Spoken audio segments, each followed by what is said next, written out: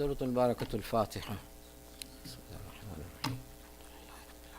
الرحمن الرحيم مالك يوم الدين إياك نعبد وإياك نستعين صراط الذين أنعمت عليهم غير المغضوب عليهم ولا الضالين. اللهم صل على محمد وعلى محمد. أعوذ بالله من الشيطان اللعين الرجيم. بسم الله الرحمن الرحيم. الحمد لله الذي لا يبلغ مدحته القائلون ولا يحصي نعماءه العادون ولا يعدي حقه المجتهدون، الذي بعد فلا يرى وقرب فشهد النجوى تبارك وتعالى. الصلاة والسلام على الرسول المسدد والمصطفى الأمجد أبي القاسم محمد صلى الله عليه وآله وبآله الطيبين الطاهرين المعصومين المظلومين، الذين أذهب الله عنكم الرجس أهل البيت ويطهركم تطهيرا. صل على محمد. أما بعد، فقد قال الله تعالى في محكم كتابه الحكيم وهو أصدق القائلين: بسم الله الرحمن الرحيم. والشمس وضحاها والقمر إذا تلاها والنهار إذا جلاها والليل إذا يغشاها والسماء وما بناها أحسنت والأرض وما طحاها ونفس وما سواها فألهمها فجورها وتقواها. صلوات على محمد وآل محمد.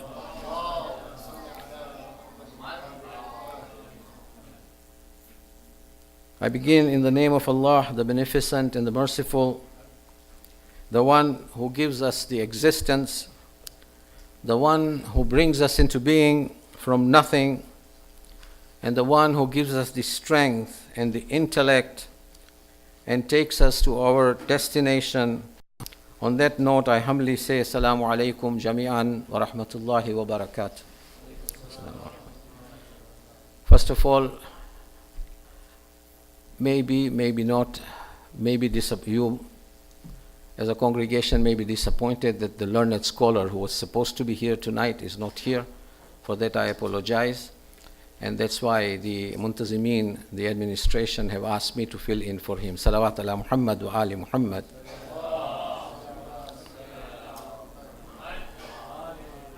As it has been announced, it's confirmed that this is the first night of Shab-e Adha, the first night of Muharram, and it's the beginning of the new year in the Muslim calendar. And this is also a challenge for the Muslim community in general to rethink their own situation in the context of modern life and a challenge of the Quranic revelation to them. Why? Because for the reawakening of the human conscience and its ability to listen to the voice of Allah subhanahu wa ta'ala. As you may have observed, that the Muslim Ummah at this juncture is at its most critical period in history, because it is going through the most interesting period of reassessment and critical reassessment of its performance, which it never did before. The two occasions, of course, shadow the Muslim Ummah today. It follows. These two occasions, they follow the Muslim Ummah, and I'm talking about Muslims in general.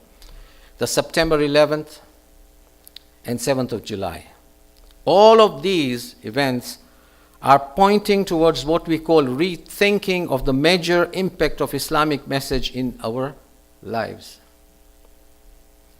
In Iran, for the past many years now, there has been an enormous interest in Islamic ethics, and this is the first time that Islamic ethics has become an important subject of discussion. It was assumed that Islamic ethics was always a part of the Islamic Sharia studies.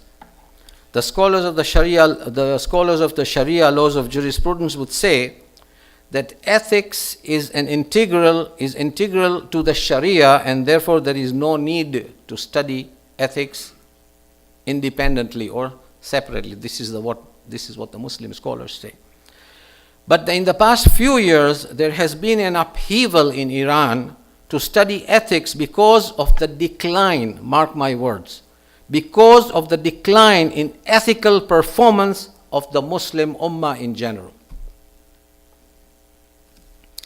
There has been a call to rethink that are we listening to the message of the Quran or not? One of the hot and burning issues at present is that when you deal with ethics as character, the assumption is that you are dealing with certain virtues that you train yourself in, and those virtues become the source of your ethical behavior. What we see in the Quran itself is quite a different message, and that message is summed up in human nature. Now, this surah that I recited, it's a very powerful surah for me, because whenever I read this surah, I get goosebumps. Because why? Because he says, Allah subhanahu wa ta'ala, he takes 6 oaths before he comes to the point. The focal point, before Allah subhanahu wa ta'ala imparting his message, he takes 6 oaths, literally. وَالشَّمْسِ وَضُحَاهَا وَالْقَمَرِ إِذَا تَلَاهَا وَالنَّهَارِ إِذَا جَلَّاهَا وَاللَّيْلِ إِذَا. He swears by the moon and by the sun and by the day and the night and the skies and the heavens. And then he makes a point, and then he commands us and he tells us that وَنَفْسٍ وَمَا سَوَّاهَا, that conscience that I have put in you, that ruh, that breath of mine that is in you, فَأَلْهَمَهَا فُجُورَهَا وَتَقْوَاهَا. It has not been manufactured outside. It knows from the day you are born what is right and what is wrong. Salawat ala Muhammad wa ali Muhammad. See, this is the focal point. وَنَفْسٍ وَمَا سَوَّاهَا. I have perfected this conscience, this soul in you. He has breathed his ruh in us, which is perfect. And this ruh, or this conscience, has been given the power to discern right and wrong from day one that we come into this world. Now, the topic that I am going to talk about right now is connected with the tragedy of Karbala being the first night. It's the tragedy of Karbala. Something that becomes obvious to us is that somebody is going to make a large sacrifice. And making a decision about a sacrifice, my brothers, sisters, is not easy. Remember, you came here tonight for this lecture. You could have stayed at the comfort of your house. It's cold outside. It's raining. And you could have watched TV. You would passed your time. You could have watched this majlis or this lecture going on online when it is aired. You didn't have to come down and sit here on the floor, but you made a sacrifice to come. See? You made a sacrifice to come with a purpose in mind, but your ability to make a sacrifice would not have been possible. Believe me, it would not have been possible if you did not sit. If you did not sit in some kind of a dialogue with this conscience of yours, that whether should I go, should I not go, is the first night of Muharram, the tragedy of Karbala is now starting tonight. See? You have entered into a dialogue, knowingly or unknowingly, and that is why you are here. And because you are acting as a rational person, see, God has granted you with reasoning power. God has granted you with intellect. When you apply your reasoning, when you know when you are going to make a decision with careful evaluation of circumstances in which you make a decision, it's not only that you make a decision for yourself. Remember that. You are connected with other people. You are connected in family with other members of your family. You are connected in the community with other people in the community. And you are connected with nature as well and the environment. As a human person, you are making a decision in which many other people would be affected by your decision. Therefore, you cannot take it lightly. You cannot take it lightly. Your decision that you are making cannot be taken lightly. Imagine you have a small child. You have small children at home. You have to make a decision. Many a times the scholars are asked, this is in the past now. Sometimes this topic crops up, and the scholars are asked that is it okay for a homemaker or a housewife to work? Now, these were questions asked in the olden days, the olden times. Nobody asks these questions now because the decisions have already been made. The decisions have been made. The decision has been made because of the circumstances in modern times. If there are not two people working at home, you might not be even able to meet your ends. See? Salawat ala Muhammad wa ali Muhammad. Now the family is there, and therefore you are making even a greater decision. Not only your life or your spouse's life is involved, but now the children are involved as well. See how the conscience works? How this nafs, this works? Are you going to make the same decisions without thinking what will happen to the children? There is here that element of sacrifice. This is where it comes in. Now remember, we are talking about Imam Hussain. This is the element of sacrifice in the small, small matters that comes in. You know the Tao philosophy, Salawat ala Muhammad wa ali Muhammad. In Taoism or Taoism, the Tao philosophy says that you must be aware of 3 S's in your life. 3. Your relationship, you must be aware of 3 S's in your life, in your relationship with other human beings. Remember that. 1, in your decision, you must be very clear and sincere. The first S.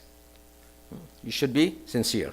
2nd, you must be extremely sensitive towards others, or else others will suffer because of your decision, whether it's right or wrong. And the 3rd, you must sacrifice. S, S, and S. This is the Tao philosophy. Sincerity, correct? Sensitivity and sacrifices are the most 3 important elements. And this is exactly what Imam Hussain portrays. That you learn from your conscience. This is your وَنَفْسٍ وَمَا سَوَّاهَا فَأَلْهَمَهَا فُجُورَهَا وَتَقْوَاهَا. This is what you learn from your conscience. When your conscience is tried time and again, then one of these 3 elements will become prominent in your decision making, and they will affect and impact your actions. And these actions, of course, will impact like a domino effect into the family and into the community. The result that you will derive, you will then use that 3 or these 3 criteria to measure your success or your failure. Were you sincere when you made the decision? Were you sensitive when you made the decision? And were you able to make sacrifices? Did you think of the sacrifices when you made the decision? Bernard Williams, the moral philosopher, who died very recently in Britain, he has got a lot to say, but we'll talk about him later. The question for us and for you, for me today is that what is life worth living? What is life worth living? In Beijing, China, a professor Wai Ming of Harvard University was invited by Beijing University to teach in the 1980s. And he is a philosophy teacher in Harvard University today. But his philosophy is moral philosophy. In moral philosophy, the major question in moral philosophy is what kind of life is worth living? And how should I live that life? It's the philosophy. Professor Wai Ming, when he came to speak, and he spoke about these 3 S's in Taoism. The 3 S's. Immediately as he spoke, the congregation was huge. And the moment he spoke, all the 3 major Abrahamic religions, all the 3, Christians, Jews, and Muslims, they were unanimous in telling him that yes, this also affects us. This is also our teaching, because in our religion also we are taught that we need to be sensitive, we need to be sincere, and we need sacrifices to maintain our relationships, whether it can be on a larger scale or a smaller scale. And now the question is religion and morality connected? Is religion and morality connected, or are they separate as we are told in the post-enlightenment thinking? You know, one of the philosophers and the authors, Kant, he was very pro-religious. But there are others like Richard Rorty, who taught in the University of USA. He totally believes and says no human being can become moral. No human being can function without any inclination to religion. This is what Richard Rorty says. Religion connects us with what? He says religion connects us with a transcendence. With a transcendence. Our reasoning tells us that I can be good to you as long as you are good to me. This is the general reasoning that we have. Our intellect tells us that I can be good to you if you are good to me. Now it is only religion that tells you that if the person is not good to you, you still forgive and be good to that person. Am I making myself clear, brothers, sisters? Salawat ala Muhammad wa ali Muhammad. Human rationality is very clear. You be nasty to me, I'll be nasty to you. This is human nature. Now that's what reason tells us. You be bad to me, I'll be bad to you. I will defend my rights against you, correct? I will reciprocate. Now what does religion do? It says no. Al-afw, to forgive is better. Now, listen to this. December 2013.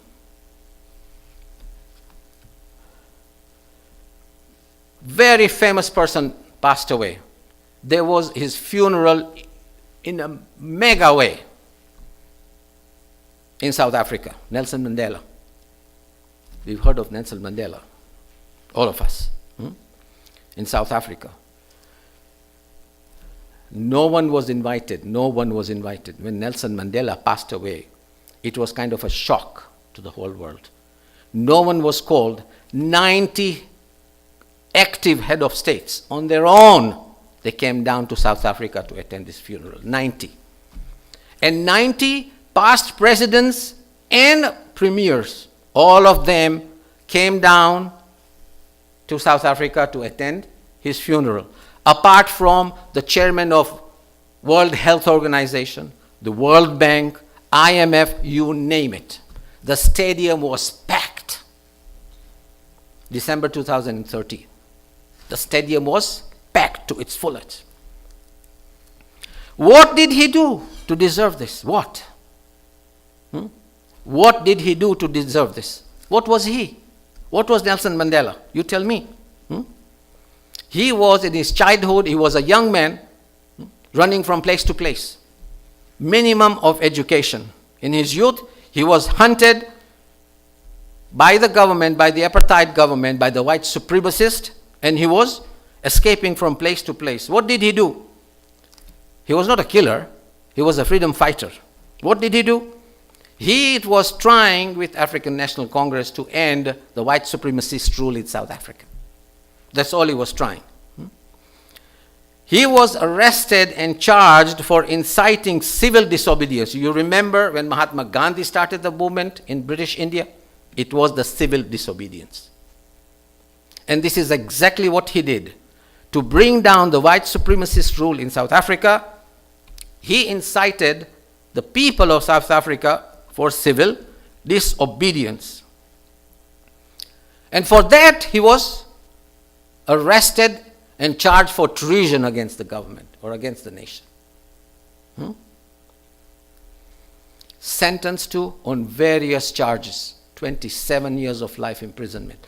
Out of 27, he spent 18 or 19 years of his life in prison, the Robben Island. You've heard of the Robben Island. Those who have been to South Africa must make a point to visit Robben Island. Unbelievable. It's like the Alcatraz of Africa.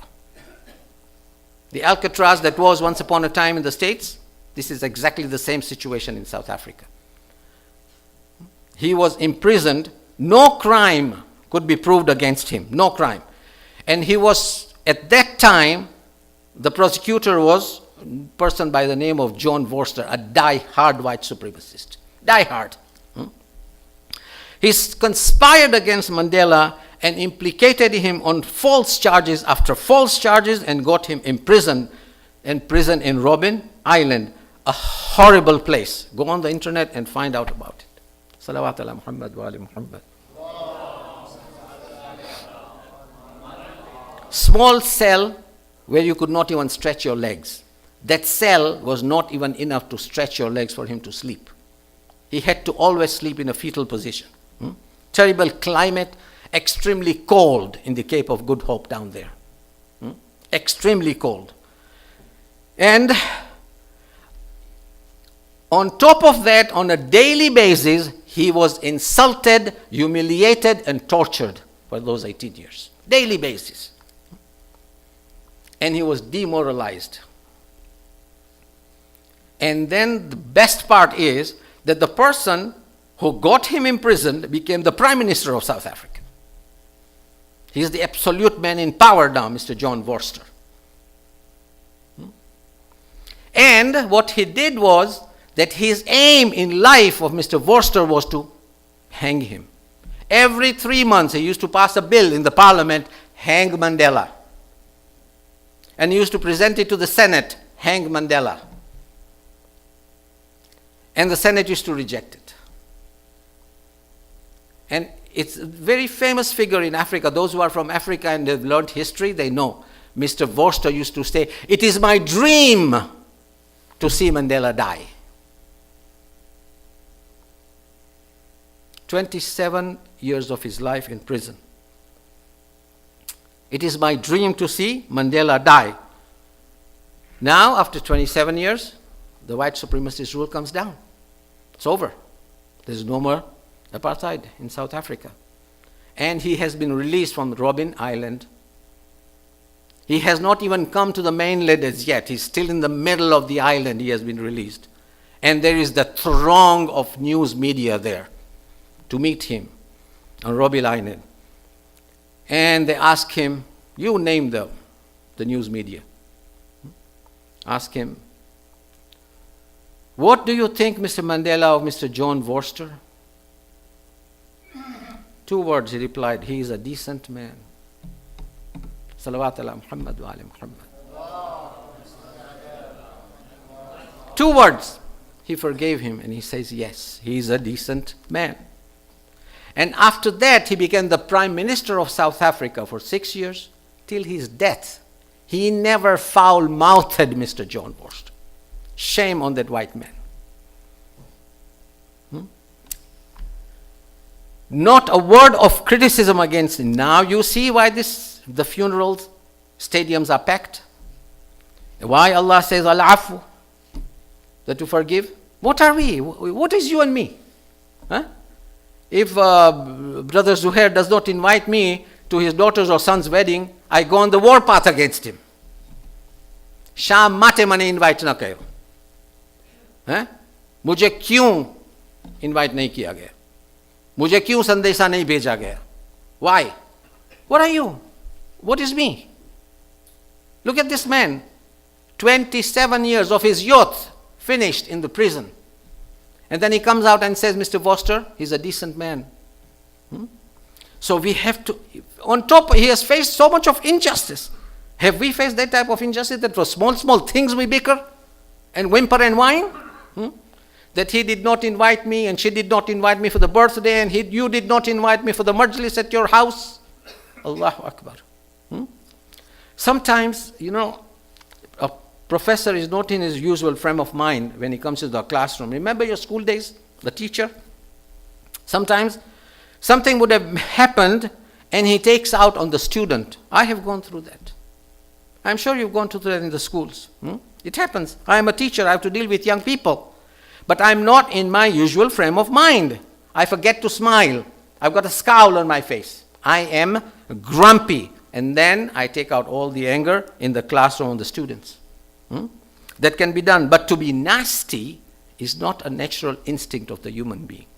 It's not in your conscience to be nasty or to be cruel. No.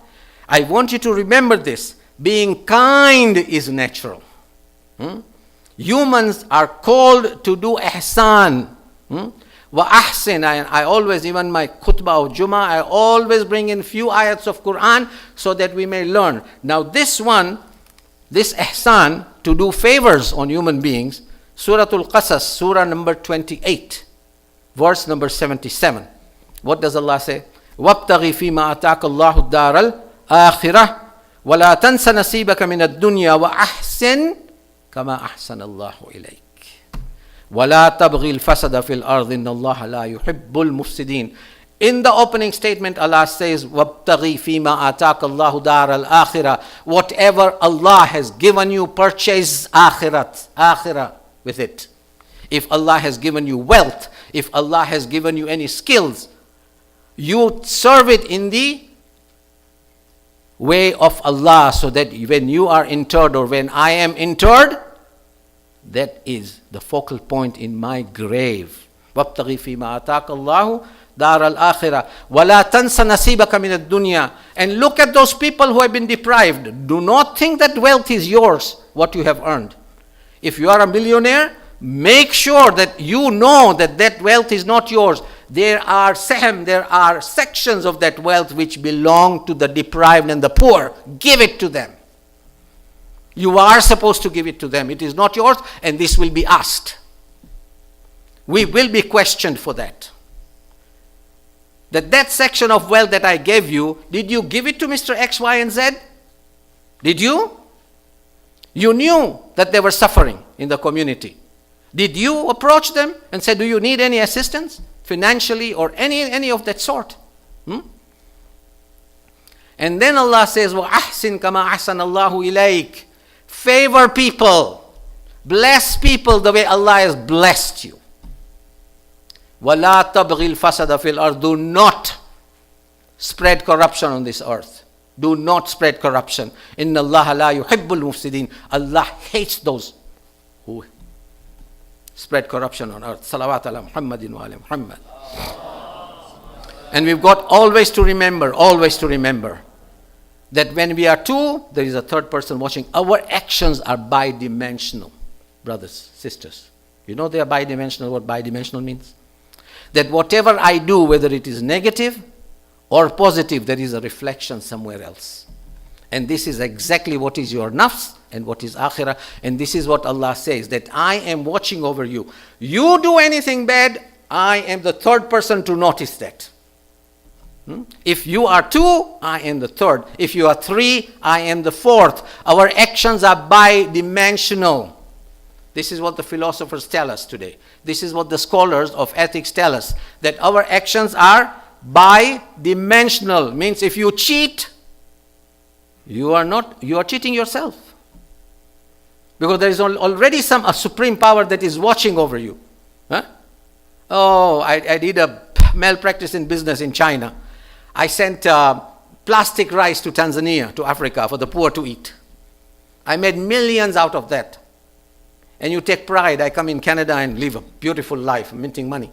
And you think that you're going to escape that?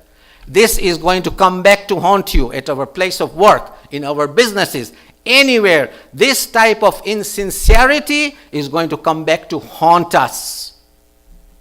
This will definitely, it's going to come back to bite us. Who knows here? People from the subcontinent, they know Rajat Gupta. Who's Rajat Gupta, you know? He was the corporate face of India in the Western world, a multi-billionaire, not a millionaire. Multi-billionaire Rajat Gupta. He was the CEO of Goldman Sachs, the financial institution in New York. Has anyone heard of him? Tell me. Mr. Rajat Gupta.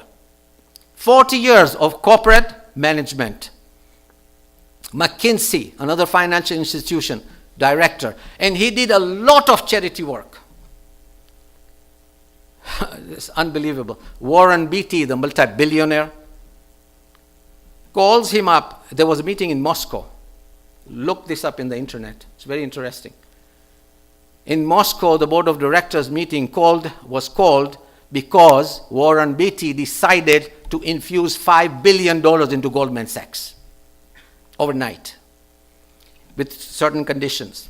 And he called up the board of directors of Goldman Sachs and said, I will infuse into your financial institution $5 billion. It was a matter of excitement. Of course, they agreed to his condition. $5 billion. Kahan baat pahunchi? What happens overnight? One mistake. I would call it a small cheating. Moment he came out of the Moscow meeting, makes a call to his friend Rajaratnam in the United States. Pick up Gold Sachs. Pick up Goldman Sachs as much as you can. That's all he said. 5 seconds. 5 seconds. And guess what happened? The shares of Goldman Sachs tripled overnight. When it was announced the next day that Warren Beatty had decided to infuse $5 billion into Goldman Sachs institution, those shares, I don't know if they tripled, I think they must have tenfold, gone tenfold. And Raja Ratnam became a millionaire overnight only on one go. And guess what happened? Someone, Allahu Akbar, salawat ala Muhammad wa ala Muhammad.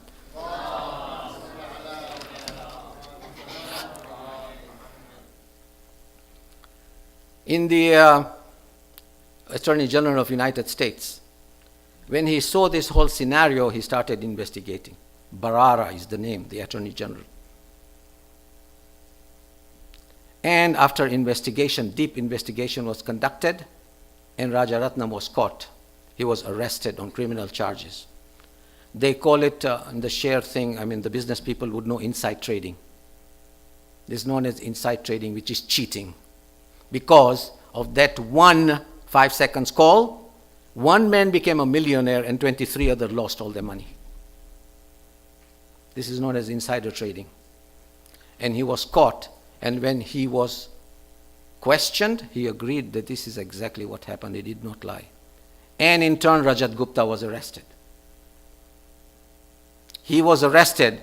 200 countries, 200 heads of states and prime ministers from all over the world, they wrote letters to the judges in the United States that please pardon him or reduce his sentence. Why? Because he has helped the poor, helped people with HIVs, helped the orphans. He's running that school in Africa. He's running that school in India.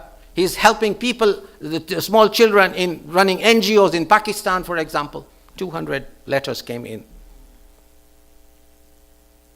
And when the sentence was given out, the court was packed. He was a corporate image of India in the Western world. The courtroom was packed. And the judge says, the charges against you are as follows. Do you agree? And he put his head down and nodded. And he says, therefore, upon recommendation of all these letters, I cannot ignore from the NGOs and charitable organizations, you are sentenced to 2 years rigorous imprisonment. Tears started rolling down his cheeks. He lifted his face and the judge is asking him, do you have anything to say, Mr. Gupta? And he says, yes. He says, 40 years of my corporate image and respect down the drain. He was relieved of his duties of every NGO, of every charitable organization, of every institution that he was a partner or CEO or director. He became muflis overnight because they traced that cell phone call. And Rajaratnam was imprisoned for 11 years. Salawat ala Muhammad wa ali Muhammad. So we got to be careful. There is bi-dimensional. Our work is always bi-dimensional, my brothers and sisters. This is a very dangerous situation. Talking about Imam Hussain, he knew what the Banu Umayyah were playing tricks. The more you read history, the floodgates of history as they open up. Why did Imam Hussain make a decision to move? Why? We always feel, because we love Imam Hussain, and we always wish that I wish he wouldn't have done that and jeopardized the whole family. Don't we feel that he should not have done that? Sometimes he is not guilty, but we feel guilty that why did he do it? Because we love Ahlul Bayt so much. Constant warnings. Muhammad Hanafiya, his brother, coming to Imam in Medina, his half-brother, talks a lengthy while to Imam Hussain. Please don't go. These Banu Umayyah are not for you, Ya Hussain. They are very treacherous. Whatever you do, they will kill you. All these warnings are coming one after the other. Imam Hussain is still determined to move on. Bernard Williams, the philosopher, would ask, is it proper to risk your life and the life of the others in what you think is morally right? Or is it a morally right decision that you are risking the life of others as well? Is it proper for me to do something that would endanger the life of this whole community here? Can't we ask Imam Hussain that why did you make such a decision? Didn't you think about your family members? Didn't you think of the women and children? Didn't you foresee what kind of sufferings they would bear after you left? And what would Imam Hussain tell me? On what rational and ethical grounds? There's nothing more to defend himself. But on religious grounds, there's a lot that Imam Hussain could defend himself. That's that conscience. And religion, they go together. He could very easily tell me, what I see endangered, you do not see it. I see human conscience is in danger. Banu Umayyah, the tribe of Banu Umayyah, were somehow protecting moral complacency. They were in practice of moral complacency. They had bought the scholars on their side with their wealth. All the ulama were bought, money on their side. They had the religious scholars to support them. The coffers were open, the treasury was open. Give them whatever what they have. All of them, all the important theses that they put forward was that, you know what has today has become a Sunni theology. Very unfortunate. And sometimes when I see this and I read this, I try to digest it, I laugh. And this is what the Banu Umayyah propagated, that whatever you do is done by God. Means what? Whatever I do, this has become a part of Sunni theology. It was difficult or very dangerous theological exercise. When you say that I do not move my hand till God decrees. So if I go and hit or slap a defenseless child, I didn't do it, it's God who did it. You see the moral complacency here, how it is being destroyed?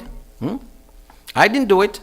I am not the one who hit the child. It is God who made me do it. That means I am not responsible.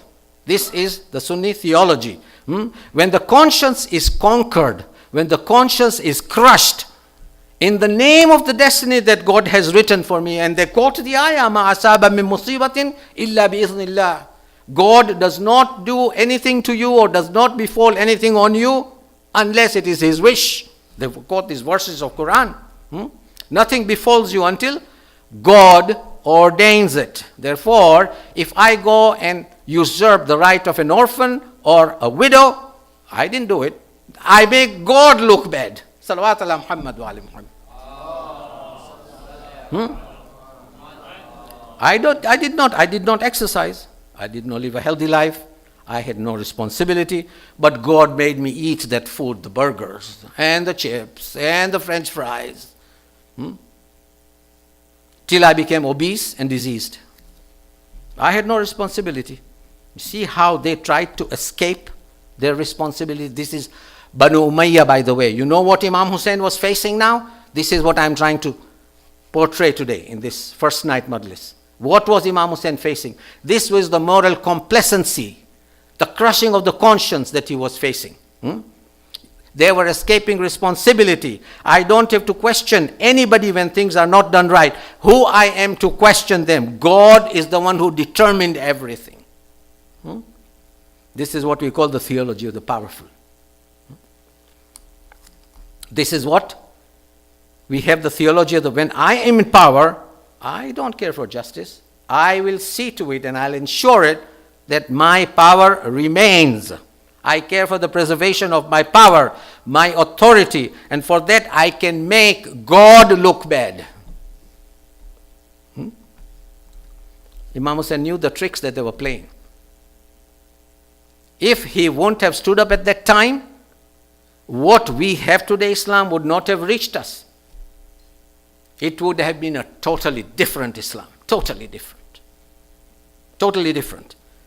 Imam Hussain knew the tricks that were being played. When he said, Al-Yawma, what is the first thing that he said when he started moving from Medina? He says, Al-Yawma wajadtu mata sunnatun nabawiyya.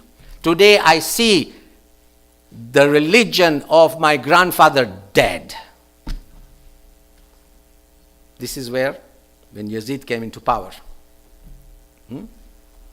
When he said, Al-Yawma wajadtu mata sunnatun nabawiyya, that I see that the Prophet Sunnah, the religion of my grandfather, is dying. That means he saw the Prophet's religion was being crushed. And in fact, that was the situation. Marshall Hodgson, remember this name, if you can find these books. Beautiful books he has written on Islam, the venture of Islam. Very beautiful, unbiased, which is worth reading. It's in 3 volumes. In the first volume, he talks about the Umayyad period, the time of Banu Umayyah. And you will not believe the contents in what he writes. After reading this book, I knew why Imam Hussain moved. Why Imam Hussain left Medina in protest. And this Marshall Hodgson gathers all the information, and he says, he's asking us Muslims that you see these minarets, see the mosques in the Gulf, the Middle East, these mosques, tall and beautiful minarets with shining glasses, 18-karat gold chandeliers in them. Who started this? Banu Umayyah. Beautification of the mosques was started by Banu Umayyah. This was the work of Banu Umayyah because it was one of the ways to keep people occupied and prevent them from asking the right questions. Because they are so dazzled by the architecture. They are so dazzled by this prayer of worship and the architecture and how it has been made that people, they forget to ask questions. And they forget what is this mosque for also. What is the purpose of that mosque? Because you are too much entangled and dazzled by the appearance. The Quran, I'm telling you this. Quran, it's a challenge. The Quran speaks about 3 times of prayers. Aqim salat. I know some of the people know. Aqim salat liduluk shams ila ghasaq al-layl wal Quran al-fajr inna Quran al-fajri kana mashhuda. 3. Aqim salat liduluk shams ila ghasaq al-layl wal Quran al-fajr. Where did these 5 prayers come from? The distinctive 5 prayers. Banu Umayyah. Because in Sahih Muslim, in Imam Muslim, he's right. He says the Prophet used to combine the 2 prayers of Dhuhr and Asr and Maghrib Isha together when he was even not traveling. He was not traveling. In fact, in one of the traditions reported in Sahih Muslim, if you check, he says very clearly that the Prophet did not want to create a burden on the community, therefore he combined these 2 prayers and prayed. Then who made these 5? Distinct 5 times. So distinctly, and it's become the emblem of Muslim identity. I'm talking about identity, rituals, my brothers and sisters, important source of human identity. You perform rituals individually and collectively. We are performing collectively. You and I can be sitting together we are sitting together in commemoration of the tragedy of Karbala. The tragedy that transpired on the grandson of the Prophet. And the function is very simple. I shall remind you that what Imam Hussain did and why did he do it. That's what I'm here to talk about. But in the process of doing so, mind well that I could introduce so many innovations. And you will not even notice it. Unless you are an extremely learned scholar. You will not even notice it. You know this, I'm not required to wear this special attire. You know this Zanzibar kafia and this jalabia, this kanzu. I'm not required to wear this special attire, this clothes. I'll be honest with you. It's out of respect. We do it. And I'm talking to you, and I can tell you, without a specific attire, I can just come in a shirt and trousers and talk to you. Without even wearing the Zanzibar kufiyah. Ordinary clothes. And I don't think that the Prophet wore any special clothes when he performed Salatul Jum'ah or when he was giving a sermon. That galabiya or that part of the Arab cloth, it was a part of the Arabic cloth at that time that he wore. So that he could blend in with the people. So that people could approach him. You see? Today, some of the scholars are not approachable, unfortunately. Some of our scholars, Muslim scholars, are not approachable. It was a part of the Prophet's regular clothes so that he would easily mix with other people so that they could identify themselves with the Prophet in every respect. So what I'm trying to tell you is this, that Banu Umayyah introduced so many things that you and I often wonder that if you were to open the pages and floods of history and look at history entirely, where would we stand, you and I, in this 2018, in this 21st century? Where? What should I do? Should we not research in history? For example, now this is my own finding. I may be wrong, I may be right. If a person is very learned, kindly come after the majlis and tell me, if I'm wrong, why was I wrong? And if I'm right, if you have any reason to believe that I'm right, come and tell me. Scholars are invited to submit a report on Jerusalem, Baitul Maqdis. Jerusalem is a huge political issue. I don't know, I don't want to put my foot into my mouth, but I have to say this on the first night of Muharram. This was created by Banu Umayyah. This Jerusalem political issue was created by Banu Umayyah. It's a big political issue. And it's very interesting to note, the Muslims today speak about 3 masajids, the 3 important, holy, sacred mosques in Islam. What are they? The Mosque of the Prophet in Medina, and the Mosque of Makkah, Baitul Haram, and Gumbad al-Sakhra, that Masjid in Al-Aqsa, the mosque in Jerusalem with a white dome on what you call the Holy Mount, Masjid al-Sakhra. How and when did it start? Right in the period of Imam Hussain.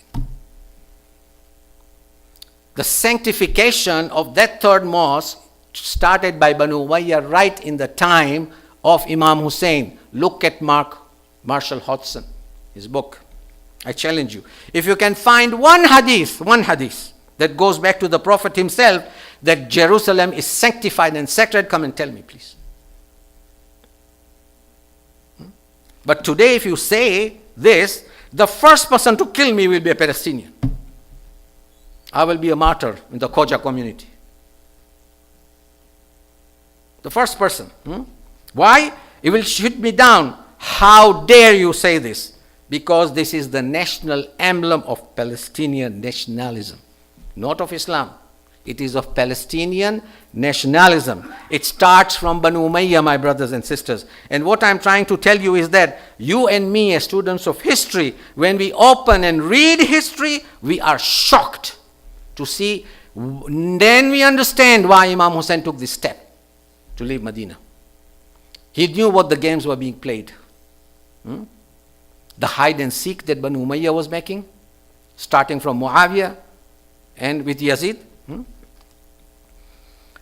I will very humbly say that it is very shocking, because history shows that sometimes things are very different. Sometimes we are brainwashed.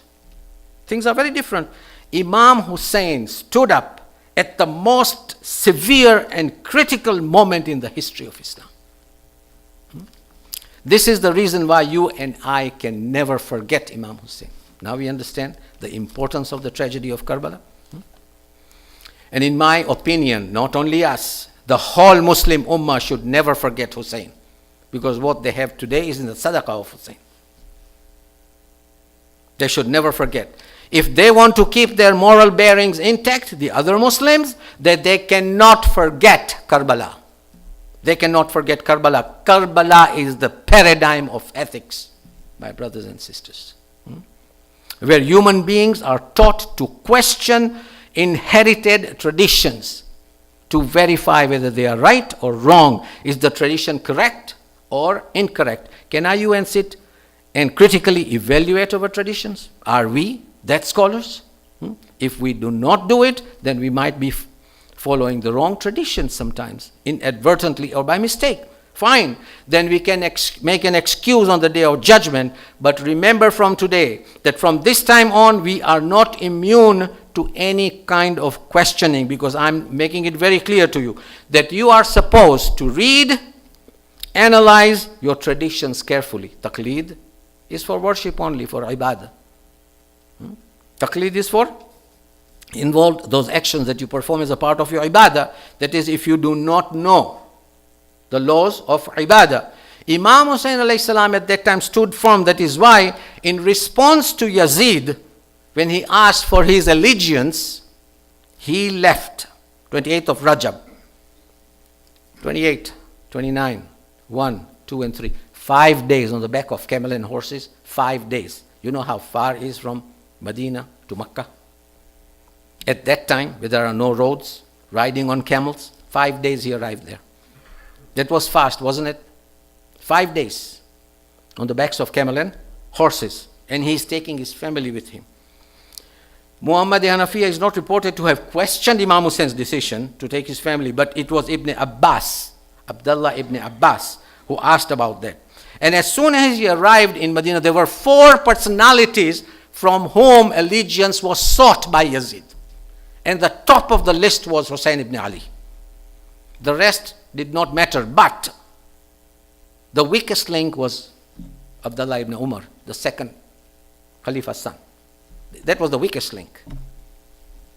That was Imam Hussain, per my knowledge, Abdullah ibn Zubair, Abdullah ibn Abbas, and Abdullah ibn Umar. Abdullah ibn Umar, in my language, I would call him a jellyfish. The son of the second Khalifa. And Ibn Abbas also comes and sees him in Makkah when he arrives. He was the first one to come and see him. And he had a lengthy talk with him. Asked him, "You're taking Hussein, you're taking family with you?" He said, "Yes." You know Banu Umayyah? Ibn Abbas tells him, "You are going to risk them?" And he says, "Yes. I will take them with me. I will not leave them behind in Makkah." 8th of Zilhajj, very interesting to note, that the conversion that transpired between these two personalities, Abdullah ibn Umar, there are all the companions, these are all the companions of the Prophet, by the way. Umar ibn Khattab, the companion of the Prophet, apparently the second Khalifa. His son Abdullah, this is the second generation, known as the Tabi'een. Abdullah ibn Umar is talking to Imam, and he says, "You know you should not put yourself in danger." He's advising Imam. A typical advice that you should not endanger yourself. You are not supposed to do that. La tughli anfusakum. La tughliku anfusakum. He quotes ayah from the Quran. That Allah subhanahu wa ta'ala has given a distinct injunction, clear-cut injunction to us. Do not put yourselves in danger. Imam says, Abdullah, I have already made up my mind and the decision is made. I will not stay in Makkah now. I am warning you. And he warned Abdullah ibn Umar because he knew what sort of a character that man was. He warned Abdullah ibn Umar that the moment you pay allegiance, Allah Akbar, this man, he paid allegiance to everyone after that. Every Fasiq and Fajir who came on the throne of Banu Umayyah, this man paid allegiance to them. The moment he said you pay allegiance to someone who does not belong to the authority in Islamic community, you will commit an act for which you will regret for the rest of your life. This is what he told Abdullah ibn. I am talking in very open terms today, my brothers. Because I want our children to know why Imam Hussain made this move. Why? To console my heart, sometimes I think, specifically I speculate, and it may be true that if the companions of the second generation had made up their minds at that time, you see, Muslims are very complacent. They kept quiet. They did not object what was happening in the Muslim world by the ruler. And these Tabi'een, this second generation, had made up their mind to confront Yazid.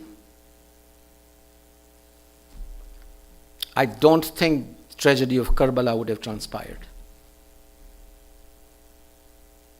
But they were so intoxicated, these Muslims, they were so sleepy, that it had to come to the killing and murder of the grandson of the Prophet, if the companions of the second generation made it, put a halt on Banu Umayyah for good, on their momentum, for good. In the first place, the biggest mistake that the Muslims did, or the Sahaba, or the companions of the Prophet did, was to accept Muawiyah as their Khalifa, Yazid's father. And then came Yazid. He was bold enough now, because no one objected to Muawiyah. So now came the turn of Yazid, and he was so much intoxicated in power that he was demanding from the four most top-notch personalities in the Muslim world.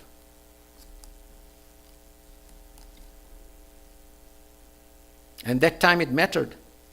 He wanted allegiance from these four people. And Hussein ibn Ali was on top of the list, more important than the other three who were in Makkah at that time. It's very interesting to note that Imam Hussain leaves and departs Makkah on the 8th of Zil Hajj. This was Yawm al-Tarawiyah. All those people who have gone to Hajj. It hurt Imam Hussain so much to leave on the Yawm al-Tarawiyah that while his horse was moving forward, he was facing towards the Kaaba all the time, looking at the Kaaba with tears in his eyes. That people are making niyyah to go to Arafah, and here I am leaving for Iraq. He was so sad at that time. He was so sad, Yawm al-Tarawiyah. The day all the Hujjaj, they make niyyah, intention to go to Arafah, to move. And these are the old days, by the way. No modern facilities. And Imam Hussain has made up the niyyah to change his Hajj into Mufrida. He turned it into Umrah. He changed his niyyah. And he was leaving. He left very quietly towards Iraq. And this is the last point. The last station where he stopped, there were two tribal men, desert dwellers, Badia Nashin as we call them, desert dwellers, who came and they stopped at the encampment of Imam Hussain. And Imam Hussain told his friends, his companions, that bring them in my presence. And he asked them, where are you coming from? Sometimes, you know what, I laugh at myself, I smile at myself. When we talk of our Imams or Imam Hussain or something, that we think, this is very natural. Look at Imam, he's a normal person. We think there is a halo on his head, and he is traveling on air, and there is a cloud covering him. Nothing of that sort, my brothers. He's a very normal person. He is asking this to, he may have ilm ladunni, I don't deny that. But he's a very, very normal person, and he asks, and he may be knowing everything.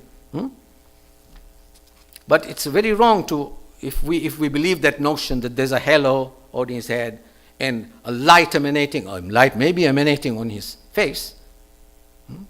But very natural. In the pages of history, you see Imam Hussain is a normal and perfect leader who's asking questions. He's telling those desert dwellers, where are you coming from? And he says, we are coming from Kufa. And he asks him, what did you see? And he says, we saw Muslim, your brother, being killed, beheaded, and his body was dragged into every street, tied to a horse's leg in Kufa. Each and every street, the body of Muslim was dragged. Imam Hussain thanks them and informs them not to repeat it to my family. He comes inside, he informs it to his male members of Ahlul Bayt, that this is what has transpired to my brother, that the governor of Yazid has beheaded my brother and dragged his body into the streets of Kufa, tied to a horse. And he stands up and goes into the inner part of the tent where the women are, comes in and asks, where is Ruqayya bint Muslim? I want to show you the human side of Imam Hussain alayhi salam, what kind of a soft-hearted Imam he was. Where is Ruqayya? Ruqayya comes. Imam Hussain is in the fashion that the Prophet used to do. He smelled the 4-year-old girl, 5-year-old girl.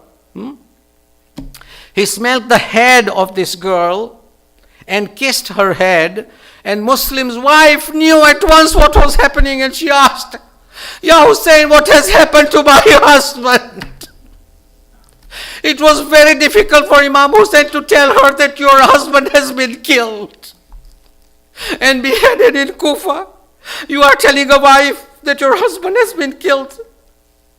But Imam Hussain, for him it was important for Ruqayya. You see Imam Hussain, his tender heart touching Ruqayya, he picked her up, and now she is in the laps of Imam Hussain, and this is what Imam Hussain is. But we remember that Imam Hussein's daughter, same time in Karbala after Imam Hussain was killed, she was running from tent to tent with her dress on fire.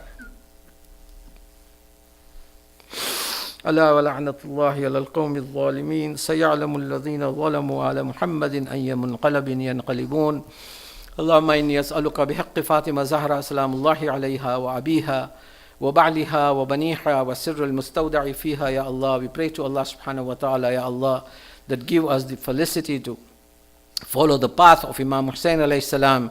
اللهم أدخلنا في كل خير أدخلت فيه محمد وآل محمد وأخرجنا من كل سوء أخرجت فيها محمد وآل محمد صلواتك عليهم وعليهم أجمعين.